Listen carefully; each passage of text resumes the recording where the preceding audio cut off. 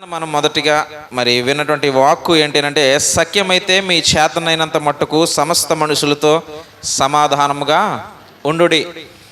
ఈ వాక్యం యొక్క ప్రారంభాన్ని మనం చూసినప్పుడు ఒక పదాన్ని వినియోగించారు ఇక్కడ పౌలు గారు, సఖ్యమైతే అనేటువంటి పదాన్ని. ఎందుకు ఈ పదాన్ని వినియోగించారు అని అంటే, సర్వసాధారణంగా మానవులు కొన్నింటికి ఒప్పుకోం. సమాధానంగా ఉండడం అంటే అందరితో కలిసి ఉండడం అని అర్థం. కొన్నింటికి మనం ఒప్పుకోం, మన మనసు అంగీకరించదు అంటుంటుంది అనమాట.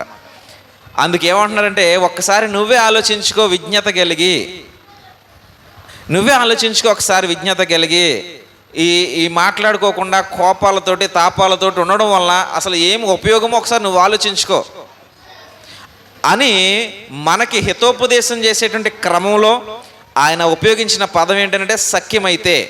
నువ్వు ఆలోచించుకో, నీకు సఖ్యం అవుతుంది. ఎందుకనంటే కోపం వలన ఉద్రేకం వలన నీకు వచ్చేటువంటి లాభం ఏమీ ఉండదు, నష్టమే.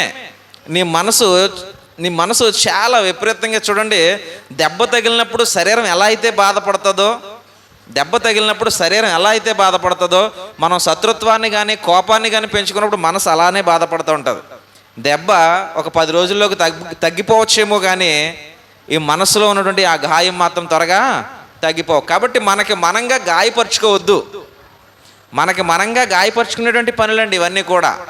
అదే సమాధానంగా అందరితో మనం నడుచుకుంటూ కలిసి వెళ్ళిపోతూ నవ్వుతూ వెళ్ళిపోతే ప్రశాంతమైనటువంటి జీవితాన్ని మనం అనుభవించగలం. కాబట్టి అలాంటి జీవితాన్ని మీరు జీవించడానికి ఇష్టపడండి అని చెప్పాడు. నేను ఈ దినాన ఒక 2 విషయాలు మీకు జ్ఞాపకం చేస్తాను సమయాన్ని బట్టి. ఫిలిప్పీలకు రాసినటువంటి పత్రికలో నుంచి అపోస్తలుడైనటువంటి పౌలు గారి ద్వారా దేవుడు మనకి తెలియజేసినటువంటి ఒక 2 మాటల్ని మనం జ్ఞాపకం చేసేటువంటి పని చేద్దాం. ఇక్కడ చూసుకున్నప్పుడు 4వ అధ్యాయంలో, ఫిలిప్పీలకు రాసినటువంటి పత్రిక 4వ అధ్యాయంలో 4వ వచనాన్ని మరియు 5వ వచనాన్ని కూడా నేను చదువుతున్నాను. ఎల్లప్పుడూ ప్రభువునందు ఆనందించుడి, మరలా చెప్పుదును ఆనందించుడి, మీ సహనము సకల జనులకు తెలియబడనీయుడి, ప్రభువు సమీపంగా ఉన్నాడు. దేవుడు ఎక్కడో లేడు, ప్రభువైనటువంటి యేసుక్రీస్తు ఎక్కడో లేడు. ఆయనకి కనపడదేమో, ఆయనకి వినపడదేమో, ఆయన చూడడేమో, ఇలాంటి ఆలోచనలు వద్దు దేవుని బిడ్డలారా, ఇలాంటి ఆలోచనలు వద్దు. మరి ఏం కలిగి ఉండాలనంటే, ఎల్లప్పుడూ ప్రభువునందు ఆనందించండి. అంటే ఎప్పుడు ప్రభువు చూసేవాడు, వినేవాడు, తోడుగా ఉండేవాడు అని నువ్వు విశ్వసించి ఆనందంగా ఉండు. బాధతోటి కృంగిపోయేవాడిగా ఉండొద్దు. ఎందుకంటే మనుషులకు బాధలనేవి వస్తాయి, కానీ జీవితాంతం ఉండిపో. మనం వాటిలో ఉండి అదే ఆలోచన చేసుకుంటూ ఉండి మనం బయటికి రాలేం బాధల్లో నుంచి. ఇప్పుడు ఉదాహరణకి మనం ఒక గోతులో పడ్డాం అనుకోండి, గోతులో పడిపోయినప్పుడు ఇలా కూర్చుని ఇలా చేతులు పెట్టుకుని అయ్యో నేను గోతులో పడిపోయాను అని ఏడుస్తూ ఉంటే ఎన్ని సంవత్సరాలైనా గోతులో నుంచి బయటికి మాత్రం రామ్. పడిపోయానా, ఎక్కడం ఎలా? నేను ఎక్కాలి పైకి, అప్పుడే నేను బయటికి వెళ్ళగలను అని మనం ప్రయత్నం చేయడం ప్రారంభిస్తే గోతులో పడిపోయినని ఏడ్చేటువంటి పనిలో ఉండం, ఎక్కేటువంటి ఆలోచనలో ఉంటాం. కాబట్టి బాధలో నుంచి త్వరగా బయటికి వస్తాం. ఎప్పుడు బాధ మనతో పాటు ఉండిపోదు.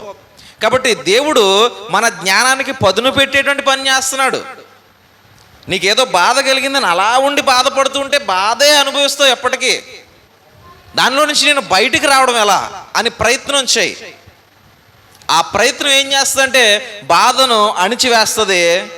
నీ ప్రయత్నం నిన్ను ఆనందం వైపు లేవనెత్తుతుంది. అదే క్రింద ఉండిపోయాను బాధపడుతుంటే ఉండిపోతావు.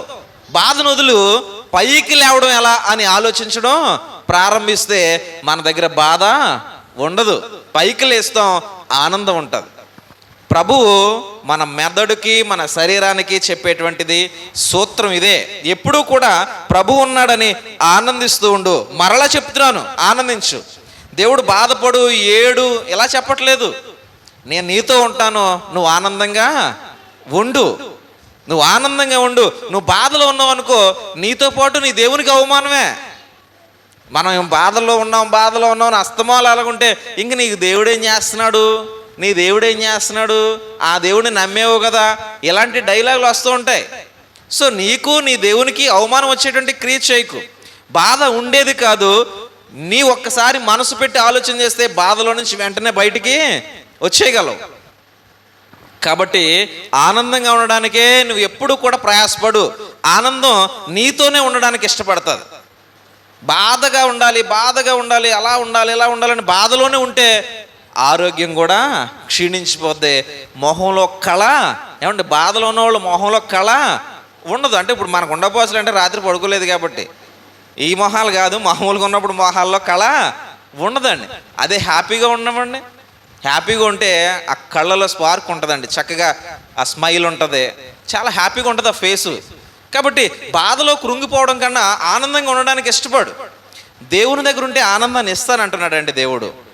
మీకు ఒక మాట క్రిందకు వెళ్తేనండి 8వ వచనం దగ్గర ఆయన ఒక విషయాన్ని తెలియపరుస్తాడు. ఇక్కడే, మెట్టకు సహోదరులారా, ఏ యోగ్యత అయినను మెప్పైనను ఉండిన ఎడల ఇది ఏవి సత్యమైనవో, ఏవి మాన్యమైనవో, ఏవి న్యాయమైనవో, ఏవి పవిత్రమైనవో, ఏవి రమ్యమైనవో, ఏవి ఖ్యాతి గలవో వాటి మీద ధ్యానముంచుకొనుడి అంటున్నాడండి. నీ ఆనందానికి మెట్లు చెప్తున్నాడు దేవుడు. క్రిందకి వెళ్తే నీవు యోగ్యంగా, మనం ఒక పదం ఉపయోగిస్తాం, ఇక్కడ ఉంది కదా, మెప్పైనను అన్నాడా, మెప్పైనను అన్నాడు. మనం ఎప్పుడు వాడతామండి ఇది ఈ పదాన్నే? నువ్వు వాడిని మెప్పించగలవేటి అంటుంటాం. ఆ వ్యక్తిని నువ్వు మెప్పించగలవా అంటే ఏంటి? నచ్చేటట్లు చేయడం, ఇతర వ్యక్తులకు నచ్చేటట్లు, వారు ఇష్టపడేటట్లు చేయడం. ఇప్పుడు నీ జీవితం, నీ లైఫ్, నీ ఫ్యామిలీ, ఇదంతా కూడా ముందున్నది ఏంటంటే యోగ్యత. వాడు సరైనోడు, నిన్ను చూసినప్పుడు వాడు సరైనోడు అనుకునే విధంగా, మరియు వాడు ఎవరికైనా ఏదైనా చెప్పగల సామర్థ్యము కలిగినటువంటి వాడు. ఈ క్యారెక్టరు లేకపోతే ఈ ఇమేజ్ నీ దగ్గరికి రావాలి అని అంటే క్రింద ఉన్నాయి. ఏంటి అవనంటే సత్యము, మాన్యము, న్యాయము, పవిత్రము, రమ్యము, ఖ్యాతి. మనం అనుసరించాల్సినవండి ఇవన్నీ కూడా. ఈ పదాలు మనం పక్కనెట్టేవి కాదు ఇవేవి కూడా. ఏంటివి అని అంటే సత్యము అన్నాడండి. ఏమన్నాడండి? సత్యం. ఒకసారి నేను చేయెత్తి చెప్తున్నాను, మనం మాట్లాడితే సత్యమే మాట్లాడాలి, లేకపోతే సైలెంట్ అయిపోవాలండి. అసత్యం మాత్రం మాట్లాడే అవసరం వచ్చింది, సైలెంట్ అయిపోయి వెళ్ళిపోవడమే ఇంక అక్కడి నుంచి. ఎందుకంటే అసత్యం మాట్లాడి అక్కడ ఏదో సంపాదించవచ్చేమో కానీ దేవుని దగ్గర మనం తప్పుగా ముద్రించబడతాం. ఆయన బుక్లో మన గురించి తప్పుగా రాస్తారు ఆయన. కాబట్టి సత్యం మాట్లాడు, అసత్యం మాట్లాడాల్సి వచ్చింది, అక్కడి నుంచి పక్కకి వెళ్ళిపోవడమే. అంతేగాని ఏదో మెప్పు పొందుదామని అసత్యాన్ని మాట్లాడడానికి మనం ఇష్టపడకూడదు. దేవుని బిడ్డలంగా అసత్యాన్ని మాట్లాడితే ఒకసారి ఆలోచించుకో. నీకు నీవుగానే, నాకు నేనుగానే ఒకసారి ఆలోచించుకుందాం. మనం మాట్లాడిన అసత్యం వలన ఎవరో ఒక వ్యక్తో, ఒక కుటుంబమో బాధపడుతుంది అనుకో, నువ్వు ఇంటికి వెళ్ళి ప్రశాంతంగా పడుకోలేవు. నువ్వు మాట్లాడినటువంటి మాట, నువ్వు చెప్పినటువంటి మాట వలన ఒక ఫ్యామిలీ సఫర్ అవుతుంది, లేకపోతే ఒక వ్యక్తి సఫర్ అవుతున్నాడు నువ్వు చెప్పినటువంటి అబద్ధం వలన. కాబట్టి అది నీకు ప్రశాంతత ఇవ్వదు. నువ్వు ఎవరి గురించి అయితే చెప్పు ఆ కుటుంబానికి ప్రశాంతతను తీసుకున్నవాడు అవుతావు. కాబట్టి మనం క్రైస్తవులంగా మాట్లాడవలసింది సత్యం. నిజం చెప్పు, నిజం మాట్లాడు. అబద్ధం మాట్లాడవలసి వచ్చింది, సైలెంట్ అయిపోయి అక్కడి నుంచి దూరంగా వెళ్ళిపోవాలి. కాబట్టి ఇవి మనం చాలా జాగ్రత్తగా గుర్తుపెట్టుకోవాల్సినటువంటి విషయాలు. ఇంకా క్రింద అంటున్నాడు మాన్యము అన్నాడు, మాన్యత అన్నాడు. అంటే గౌరవప్రదమైనటువంటి లక్షణం, గౌరవప్రదమైనటువంటి లక్షణం అండి. అంటే హుందాతనం. మాన్యత అంటే ఏంటండి? గౌరవము మరియు హుందాతనం. మనం చీప్గా ఉండేవారంగా అంటే మన క్యారెక్టర్ చీప్గా కనిపించకూడదు ఇతరులకు. హుందాగా ఉండాలి, మన మాట హుందాగా ఉండాలి, మన లైఫ్ స్టైలు హుందాగా ఉండాలి. హుందాతనానికి అహంభావానికి వ్యత్యాసం ఉందండి. హుందాతనం అంటే అహంభావం కాదు, గుర్తుపెట్టుకోవాలి. దేవుడు హుందాగా ఉండమన్నాడు కదా అని నా అంతటోడు లేడు అనేది అహంభావానికి వెళ్ళిపోద్ది. హుందాతనం అంటే ఏంటో తెలుసా అండి? అందరినీ ప్రేమగా గౌరవించడం హుందాతనం అంటే. అందరినీ ప్రేమగా గౌరవించడం, ప్రేమగా పలకరించడం హుందాతనం అండి. అహం అంటే ఏంటంటే వాడే మాట్లాడతాడు, నాకేంటి అవసరం, నేను అనేటువంటి ఒక ప్రత్యేకత, ఇవన్నీ అహంలోకి వెళ్ళిపోతాయి. రాత్రి మనం దాన్ని వదిలేయాలని చెప్పుకున్నాం. ఇప్పుడు మనం చెప్పుకునేది సత్యాన్ని కలిగి ఉండాలి, హుందాతనాన్ని. అంటే మనం లైఫ్ స్టైల్లో గౌరవప్రదంగా కనిపించాలి, చీప్గా కనిపించకూడదు ఇతరులకు. క్రైస్తవులు హుందాగా కనిపించాలి. నీ లైఫ్ స్టైల్ చాలా హుందాగా కనిపించాలి. మనం చూస్తే అందరూ మనల్ని గౌరవించాలి, అందరూ మనం పలకరించాలి. ఎప్పుడు వస్తుందా గౌరవం? మనం ఇచ్చి తీసుకోవాలండి. మనం ఇవ్వాలి గౌరవాన్ని, మనం పలకరించాలండి. వాళ్ళు మాట్లాడలేదు, మనం బాగున్నావా అంటే పోయిన నష్టం ఏమీ లేదు. అలా పలకరించు, కనిపించిన వాళ్ళతో నవ్వుకుంటూ వచ్చే ఇంటికాడ చాలా హ్యాపీగా వచ్చేయగలం మనం. ఒకసారి అనుభవించండి. మనం మాట్లాడడం ఎప్పుడు కానీ ఎదురయ్యారు, చిన్న నవ్వేసి వచ్చే వాళ్ళ దగ్గర నుంచి. నువ్వు వెళ్ళిపోతున్నావు, కనిపించారు, నువ్వు మాట్లాడు వాళ్ళతో, ఎప్పుడు జస్ట్ చిన్న స్మైల్ ఇచ్చావు, వచ్చేసావు ఇంటికి, హ్యాపీగా ఉంటుందండి. అదే కనిపించినప్పుడు ఎలాగెలా పళ్ళు నూరేసి గరగర మన గర్మశాల నూరేసి ఇంటికి వెళ్ళావు అనుకోండి, ఇంకా అలాగే ఉండిపోద్ది. గర్మశాల నూరతానే ఉండిపోద్ది మన మైండ్, మాందో. కాబట్టి ఇవన్నీ హుందాగా బ్రతికేటువంటి లక్షణాలు. దేవుడు అదే చెప్తున్నాడు. ఇలాగ ముందుకు వచ్చాడమ్మా, చైర్లు ఎక్కడ ఉన్నాయి. దేవుడు అదే చెప్తున్నాడు అండి. కాబట్టి సత్యము మన జీవితంలో ఉన్నప్పుడు, మాన్యత అంటే హుందాతనము, గౌరవప్రదమైనటువంటి లక్షణాలు మన దగ్గర ఉన్నప్పుడు, మరియు ఇంకొకటి, నా వైపు చూడాలి, కూర్చున్న వాళ్ళ వైపు చూడకండి, మీరు వాళ్ళు కూర్చుంటారు. మరొకటి, మూడో లక్షణాన్ని ఏం చెప్తున్నాడు అంటే న్యాయము. ఏంటండి? సత్యవర్తనులై ఉన్నప్పుడు వారి యొక్క జీవితం న్యాయంగానే వెళ్ళిపోద్దండి. న్యాయంగా వెళ్ళేవాడు కొన్ని సందర్భాల్లో బాధ పడాల్సి వస్తుంది, తప్పదు. న్యాయంగా బ్రతికేవాడు కొన్ని సందర్భాల్లో బాధ అనుభవించాల్సి వస్తుంది, భరించి పర్వాలేదు. ఎందుకంటే నువ్వు భరించింది తప్పు వలన భరించలేదు, నీ బ్రతుకు న్యాయంగా ఉంది, దానివలన నువ్వు ఏదో సమస్య ఎదుర్కొన్నావు, అది భరించు, అది నీకు మేలే. ఎందుకంటే నువ్వు తప్పు చేసి భరించట్లేదు, నువ్వు తప్పు చేసి బాధ అనుభవించట్లేదు, నువ్వు గొప్పగా బ్రతికి బాధ అనుభవిస్తున్నావు, ఒకరికి సహాయంగా నిలబడి బాధ అనుభవిస్తున్నావు. ఏం పర్వాలేదు, నువ్వు ధన్యుడివే, దేవుడు నీకు ప్రతిఫలాన్నే అనుగ్రహిస్తాడు. ఆ క్షణం నువ్వు బాధపడవచ్చు ఎవరి వలనో, ఆ క్షణం నువ్వు నొప్పించబడవచ్చు ఎవరి వలనో, కానీ దేవుడు దాన్ని చూస్తూ ఉంటాడు. ఎందుకనంటే నువ్వు న్యాయంగా ఉండి నువ్వు నొప్పిని అనుభవించావు, కాబట్టి ఆ నొప్పిని తీయడానికి పరమ వైద్యుడు వస్తాడు. ఇక్కడ వైద్యులు పనిచేయరు ఆ నొప్పులు తీయడానికి. కాబట్టి మనము సత్యము, గౌరవప్రదమైనటువంటి జీవితం అంటే హుందాతనాన్ని, అదేవిధంగా న్యాయము, మరొకటి ఇంకొక క్యారెక్టర్ ఏంటంటే పవిత్రత. ఏంటండి? పవిత్రత. ఇవి ఎక్కడుంటాయి? పవిత్రత అనేటువంటిది ఎక్కడుంటుందండి? ఏ చేతిలో ఉంటుంది పవిత్రత? ఏ జోబులో ఉంటుంది పవిత్రత? పవిత్రత అనేది చేతిలో ఉండేది కాదు. ఎక్కడుంటుంది అంటే మనస్సులో ఉంటుంది పవిత్రత. నీ మనస్సులో ఉంటుంది పవిత్రత. అక్కడ పవిత్రత ఉంటే ఇక్కడ పవిత్రత ఉంటుంది, ఇక్కడ పవిత్రత ఉంటుంది, ఇక్కడ పవిత్రత ఉంటుంది. అదే మనసులో పవిత్రత లేదనుకో, ఇక్కడ పవిత్రత ఉండదు, ఇక్కడ పవిత్రత ఉండదు, ఇక్కడ పవిత్రత ఉండదు. అపవిత్రత, ఇక్కడి నుంచి అపవిత్రత, ఇక్కడి నుంచి అపవిత్రత, ఇక్కడి నుంచి అపవిత్రత. నేను చెప్పట్లేదు, చూపిస్తున్నాను, అర్థమవుతుంది కదా. మన మనసు పవిత్రంగా మార్చుకోగలిగితే చూసేది పవిత్రం అవుతుంది, మాట్లాడేది పవిత్రం అవుతుంది, వినేది పవిత్రం అవుతుంది. కాబట్టి నీ మనసుకు చెప్తున్నాడు దేవుడు, దాన్ని సరి చేసుకునేటువంటి పని మొదలు పెట్టాలి. ఇక్కడ మెట్టకు సహోదరులారా అని మొదలు పెట్టాడు దేవుడు. అంటే ఏంటో తెలుసా? మెట్టకంటే ఏంటి? మెట్టకంటే కొండకని కాదు, చివరికి అని అర్థం. ఏంటండి? చివరికి. అంటే మీరు ఎన్నో సంవత్సరాలు గడిపించుకుంటూ వచ్చారు కదా సహోదరులారా, గడిచాయి, ఆలోచించారు, అయ్యో ఆ తప్పు ఉందా నా దగ్గర, ఈ తప్పు ఉందా నా దగ్గర, ఈ మంచి ఉందా నా దగ్గర, ఇవన్నీ టాలీ చేసుకున్నారు. సరే, చివరికి మీరు చేయాల్సింది, మీ జీవితాన్ని సుగమంగా దేవుల్లో ఆనందంగా గడపడానికి మీరు చేయాల్సినటువంటి పని ఏంటి అని అంటే చక్కని సూత్రాలు అక్కడే చెప్పాడు. సత్యవర్తనుడిగా ఉండు, గౌరవప్రదంగా బ్రతుకు, హుందాగా ఉండు. నీ లైఫ్ చూస్తే అందరూ మెచ్చుకునేదిగా ఉండాలి, హుందాగా ఉండు. ఇంకొకటి, న్యాయంగా బ్రతుకు. ఆ న్యాయంగా బ్రతికినప్పుడు నొప్పి వస్తుంది ఒక్కొక్కసారి, కొందరి మనుషుల ద్వారానో లేదా కొన్ని పనుల ద్వారానో, కానీ భరించు. ఎందుకంటే నువ్వు న్యాయంగా బ్రతికి నొప్పి అనుభవించావు. ఎవరి వ్యక్తి వలన అనుభవించావు, కానీ దైవశక్తి ఆ నొప్పిని నీ నుంచి దూరపరుస్తాడు. ఎందుకంటే నువ్వు న్యాయంగా బ్రతికి అనుభవిస్తున్నావు కాబట్టి. ఆ తర్వాత పదం పవిత్రత మనస్సుకి ఇచ్చాడు. ఈ మనస్సుని పవిత్రపరచు, మనసులో ఉన్నటువంటి మాలిన్యాన్ని శుభ్రపరచు. ఎందుకంటే సహజంగానండి మనం బ్రతికేటువంటి సమాజం ఏం చేస్తుందంటే పిల్లలు ఎదుగుతూ మొదలవుతారు. ఇంక ఇప్పుడు సండే స్కూల్ పిల్లలు ఉన్నారా అండి?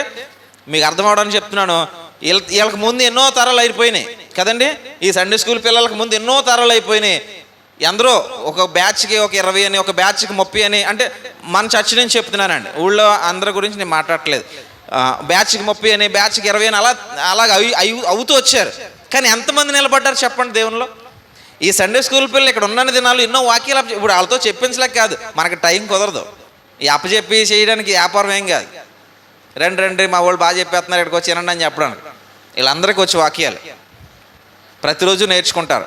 కానీ ఎప్పుడైతే దైవ సన్నిధి వదిలేస్తారో కొంచెం ఎదుగుతారు. ఎదిగి అలాగా విహారయాత్రకు వెళ్తారు. ఎక్కడికి? అలా లోకంలోకి వెళ్తారు. ఈ వాక్యాలతో నిండి వెళ్తారు. నిండి వెళ్ళినప్పుడు ఏమవుద్దంటే చూడండి, కొండలో రాళ్ళు వేస్తే నీళ్లు పైకి వస్తాయి అంటారు కదా కథ. అలా ఇలా బయటికి వెళ్ళి ఏం చేస్తారంటే ఈ వాక్యాలతో వెళ్ళిన వాళ్ళు ఈ చెత్త అంతా లోపలేస్తున్నారు. వాక్యాలన్నీ పొర్లి బయటకు వచ్చేస్తున్నాయి. ఎన్నో టీంలు అయినాయి, బ్యాచ్లు అయినాయి. ఒకసారి ఆ బ్యాచ్లన్నీ ఆలోచన చేస్తే ఇప్పుడు వాక్యంలో దేవునిలో ఎవరో చాలా తక్కువ మంది ఉన్నారండి, చాలా తక్కువ. ఇలా ఏళ్ళ మీద లెక్క పెట్టేసుకోవచ్చు ఎన్ని బ్యాచ్లు అయినాయి. ఇదిగో ఎంతమంది ఉన్నారని ఏళ్ళ మీద లెక్క పెట్టేసుకుని అంత తక్కువ మంది ఉన్నారండి దేవుని సహవాసంలో. కారణం ఏంటంటే సమాజం అంత బలంగా మనల్ని ప్రభావితం చేస్తుందండి. అక్కడ మాటలు బాగుంటాయి వినడానికి, అక్కడ చూడడానికి బాగుంటుంది, అక్కడ వినడానికి, మాట్లాడడానికి, చూడడానికి ఈ విధంగా బాగుంటుంది అనిపిస్తుంది. కిందకి అవన్నీ తప్పు. ఏవో వక్ర భాష్యాలు, ఏవో ఎందుకంటే ఇవన్నీ ఎలా చెప్తూ ఉంటే నేను అక్కడి నుంచి దొర్లుకుంటూ వచ్చినోడే, నేనేం ప్రత్యేకంగా వచ్చి ఇక్కడే నిలబడినోడిని కాదు కదా. అక్కడి నుంచి దొర్లుకుంటూ వచ్చి ఎన్నో దొర్లేసి ఇక్కడికి వచ్చినోడు కాబట్టి అవన్నీ ఉంటాయి బయట. వాటితోటి హృదయం నిండిపోతుంది. నిండిపోయిన తర్వాత ఇక అదే బాగుంది అనిపిస్తుంది. కానీ ఒకసారి దేవుని రుచి చూస్తే, దేవుని ఆనందాన్ని చూడగలిగితే, దేవుని కోసం సాక్రిఫైస్ చేయడం ఇష్టపడితే, అంటే ఏదైనా దేవుని కోసం నేను వదిలేస్తానని ఒక్కసారి నువ్వు తీర్మానం చేసుకో. నేను అనేది ధనం గురించి కాదు, మీరేమో అలా అనుకోవచ్చేమో, అందుకే చెప్తున్నాను. నేను అనేది ధనం గురించి కాదు. ఆ టైం వచ్చినప్పుడు దాని గురించి కూడా అనుకోండి. కానీ కొన్ని ఉంటాయండి మన జీవితాల్లో, మన లైఫ్లో కొన్ని ఉంటాయి లక్షణాలు, అవలక్షణాలు అని అంటాం. దేవుని కోసం సాక్రిఫైస్ చేయడానికి నువ్వు ఇష్టపడు, ఆనందం ఏంటో నువ్వు అనుభవించగలుగుతావు. మనం ఇష్టపడం వాటన్నిటిని అలాగా పేలైపోయిన కుర్రోళ్ళు వెనకాల సబ్జెక్టులు వేసుకుని తిరిగినట్లు అన్నీ వెనకాల వేసుకుని తిరుగుతుంటాం. మనం దేవుని దగ్గరికి వస్తాం, లోకం దగ్గరికి వెళ్ళిపోతాం. అలా తిరగడం వల్ల పరిపూర్ణమైన ఆనందాన్ని అనుభవించలేకపోతున్నాం. కాబట్టి ఈ ఉదయకాలం, ఈ మొదటి దినం అంటే 2025వ సంవత్సరం మొదటి దినం ఓ చక్కని తీర్మానం చేసుకుందాం. అహాన్ని వదిలేద్దాం, తగ్గించుకుని బ్రతుకుదాం. న్యాయవర్తనులుగా ఇక్కడి నుంచి మనం చూస్తే సత్యాన్ని మనం అనుసరించేటువంటి వారముగా, గౌరవప్రదమైనటువంటి జీవితాన్ని అండి, అంటే హుందాగా అహంతో కాదండి. మళ్ళీ నేను చెప్తున్నాను, ఎందుకంటే హుందాగా బ్రతకడం వేరు, అహంభావంతో బ్రతకడం వేరు. హుందాగా బ్రతికితే గౌరవం ఇస్తావు, గౌరవం తీసుకుంటావు, ప్రేమను పంచుతావు, ప్రేమను తీసుకోగలుగుతావు. అది హుందాతనంగా బ్రతకడం అంటే. అందరినీ పలకరిస్తావు, ప్రేమతో నీ కళ్ళు ప్రేమతో చూస్తాయి అందరి వైపు కూడా. ఇది హుందాగా బ్రతకడం. ఇలాంటి బ్రతుకుని అలాగే న్యాయంగా బ్రతుకు. నొప్పి పుట్టినా అలాగే భరించు, దేవుడు ఆ నొప్పిని తీస్తాడు. ఎందుకంటే నువ్వు న్యాయమైన జీవితాన్ని జీవించి నొప్పి భరించావు కాబట్టి. అన్యాయంగా నొప్పి భరిస్తే దేవుడు ఏమీ రాడో. అన్యాయంగా నీకు నువ్వే చేసుకున్నావు, మనమే దాన్ని అనుభవించాలి. న్యాయంగా ఉన్నప్పుడు నొప్పి వచ్చినా దేవుడు దాన్ని దూరం చేస్తాడు. ఇక్కడ చాలా నొప్పులు పుడతాయండి అన్యాయంగా. మనం న్యాయంగా బ్రతికేటప్పుడు కొన్ని అన్యాయాల వలన ఇక్కడ చాలా నొప్పులు వస్తాయి, ముఖ్యంగా క్రైస్తవులకి. కానీ మనం దాన్ని ఓపికతో భరిస్తే, దాన్ని సహించుకుంటే అవన్నీ దేవుడు దూరం చేసి మనకి ఆనందాన్ని ఇచ్చేటువంటి వాడిగా ఆయన ఉన్నాడు. అలాగే పవిత్రత, మరొకటి పవిత్రత. ఇంకా ఆయన అంటాడు రమ్యము, ఖ్యాతి. ఏంటి రమ్యం, ఏంటి ఖ్యాతి? ఈ రెండింటి దగ్గరికి వస్తే ఇక్కడికి రావాలి నువ్వు. ఎక్కడికి? వాక్యం దగ్గర. ఏది రమ్యం? లోకం రమ్యమా అనిపిస్తుంది. ఇందాక చెప్పాను కదా, లోకం రమ్యం అనిపిస్తుంది, కొన్ని డైలాగ్స్ బాగున్నాయి అనిపిస్తుంది. కానీ మనం ఒకసారి, నేను ఎవరిని ఉద్దేశించి అనట్లేదు, మనందరం లోకంలో ఉన్నటువంటి విధానాన్ని తెలుసుకున్న వారంగానే చెప్తున్నాను. కొన్ని డైలాగ్స్ మనం అలా బయటకు వేస్తాం కదా, బయటకు వేస్తాం, ఇతర వ్యక్తుల మీదకో ఇతర ఫ్యామిలీస్ మీదకో అలా బయటకు వేస్తాం. అది మనం ఎలా తిరిగి మన ఫ్యామిలీ మీద కానీ మన వ్యక్తుల మీద కానీ వేసుకోగలుగుతామేమో ఒకసారి ఆలోచించుకోవాలి. కొన్ని చూస్తుంటాం, ఇలా తిరిగి మన ఫ్యామిలీలో అలా చూడగలమేమో ఒకసారి ఆలోచించుకోవాలి. బయట ఇలా చూడనివ్వదు నీ కన్ను, అలాగే చూస్తావు ఎంతసేపు, వాళ్ళకి నొప్పి పుడుతుంది అది ఇదని అటే ఉంటావు, అటే ఆలోచన చేస్తావు. అదే దేవుడు చెప్తాడు, దేవుని దగ్గరికి వస్తే అటు చూస్తున్నావు, ఒకసారి అదే చూపు ఇటు నీ ఫ్యామిలీ వైపు చూడు. ఒకసారి ఎవరినో ఏదో మాట్లాడావు అనేవు అంటే కోపంతో కాదు, కొన్ని ఇచ్చకపు మాటలు ఉంటాయండి, కొన్ని ఇచ్చకపు మాటలు ఉంటాయి. నిన్న సోదరులు ఎవరో జ్ఞాపకం చేశారు, కీర్తన మొదటి కీర్తన, దుష్టుడు ఆలోచన చెప్పున నడవక, పాపుల మార్గంలో నిలవక, అపహాస్యకులు కూర్చుండు చోట, ఎందుకంటే ఆ చోటు నిన్ను పూర్తిగా పాడు చేస్తుంది. అది మనకి బాగుంటుందండి, సరదాగా నవ్వుకోవడానికి, ఎవరి గురించో చెప్పుకుని నవ్వుకోవడానికి, ఒక కామెడీగా అవి బాగుంటాయి. అవే మాటలు ఒకసారి మన ఫ్యామిలీ వైపు తిరిగి మనం వేసుకోగలమా, మనం అనగలమా? అలాగింటి చూపులు మన ఫ్యామిలీ వైపు తిరిగి మనం చూడగలమా? ఒకసారి ఇలాంటి హృదయంతో మనం ఆలోచిస్తే రమ్యమేంటో మన జీవితంలో నుంచే కనిపిస్తుంది. ఎందుకంటే వాక్యం మనల్ని రమ్యంగా మార్చగలదు. మరొక పదం ఖ్యాతి అంటే ఏంటి? ప్రతిష్ట. ఎక్కడుంటుంది అది? ఎక్కడుంటుంది? లోకంలో సంపాదించుకున్నది ఉండదు. ప్రభు అయినటువంటి యేసుక్రీస్తు ఖ్యాతి ప్రపంచానికి చాటించబడింది. అపోస్తలుల ఖ్యాతి ప్రపంచానికి చాటించబడింది. ఇదిగో ఇక్కడ ఉన్నటువంటి దేవుని దివ్య గ్రంథం మన చేతిలోనికి రావడానికి ఎందరో హతసాక్షులైపోయారు. వారి ఖ్యాతి ప్రపంచానికి చాటించబడింది. ఇంకా చాలామంది ఉన్నారు లోక సంబంధమైన వాళ్ళు, వాళ్ళ ఖ్యాతి ఏముండదో, ఒక ఏరియాకి మాత్రమే ఉంటుంది. ఉదాహరణకి మన గాంధీ తాతగారిని తీసుకున్నాం అనుకో, మన భారతదేశంలో కొంతమంది దగ్గరే ఉంటుంది, అందరి దగ్గర కూడా ఉండదు గాంధీ తాత గొప్పోడని చెప్పేటువంటి మనసు. అలాగే కొంతమంది ఎవరినో తీసుకో, కానీ ఒక దేశానికి పరిమితం అయిపోద్ది. మహా ఎక్కువ ఆలోచన చేస్తే ఒక 2-3 దేశాలకే పరిమితం అవుతుంది. కానీ ఇక్కడికి రా, ప్రభువైన యేసుక్రీస్తు ఖ్యాతి, ఆయన శిష్యుల ఖ్యాతి, తర్వాత వచ్చిన క్రైస్తవ్యం ఖ్యాతి, ఇదిగో ఈ దేవుని గ్రంథం మన చేతిలోనికి తీసుకురావడానికి ప్రయాసపడిన ఎందరో హతసాక్షుల ఖ్యాతి ప్రపంచం అంతా నలుమూలలా, ప్రపంచంలో అన్ని దేశాల్లోనూ ఆ ఖ్యాతి వినబడుతుందండి. లోకం తెచ్చిన ఖ్యాతి కాదది, దేవుడు ఇచ్చిన ఖ్యాతి అది. కాబట్టి ఇవి మనం చాలా జాగ్రత్తగా మనం పఠించే వారంగా ఉండాలని నేను ప్రేమతో కోరుతున్నాను. ఇంకొక మాట, యోహాను సువార్తలో ప్రభువైన యేసుక్రీస్తు స్వయంగా తాను మాట్లాడినటువంటి మాటను మీకు చెప్పాలని నేను ఆశపడుతున్నాను. 15వ అధ్యాయము 5వ వచనాన్ని ఒకసారి అందరూ కూడా నేను చెప్తాను నాతో చెప్పాలని కోరుతున్నాను. 15వ అధ్యాయము 5వ వచనము చూసేవారు చూడండి, మిగిలిన వారు నాతో పాటు ఈ మాట చెప్పాలని కోరుతున్నాను. ద్రాక్షవల్లిని నేను, తీగలు మీరు, ఎవడు నా యందు నిలిచియుండునో, నేను ఎవని యందు నిలిచియుందునో వాడు బహుగా ఫలించును. ఇది ప్రభువైన యేసుక్రీస్తు స్వయంగా చెప్పిన మాట. దేవుడు మాటిచ్చి వెనక్కి తీసుకునేవాడు, మాటిచ్చి మాట తప్పేవాడు కాడు. గుర్తుపెట్టుకో, ఆయన అంటున్నాడు, ద్రాక్షవల్లినే నేను, తీగలు విశ్వాసులైన ప్రతి ఒక్కరూ తీగలు మీరు, ఎవడు నాయందు నిలిచియుండునో అంటే విడిపోకుండా ఉన్నవాడు, ఎవడు నాయందు నిలిచియుండునో, నేను ఎవని యందు. ఆయన ఎప్పుడు నిలిచి ఉంటాడంటే ఆయనకు అంటుకట్టుబడి ఉన్నప్పుడే ఆయన నిలిచి ఉంటాడు. నాకు వద్దు అనిపోతే ఆయన ఉండడు కదా. కాబట్టి నేను ఎవని యందు నిలిచియుండునో వాడు బహుగా ఫలించును. మన సహవాసం, మనం దేవునికి అంటు కట్టబడి ఉన్నామని ఎరిగి క్రీస్తు ప్రభుని ఏనాడు వదలకూడదు.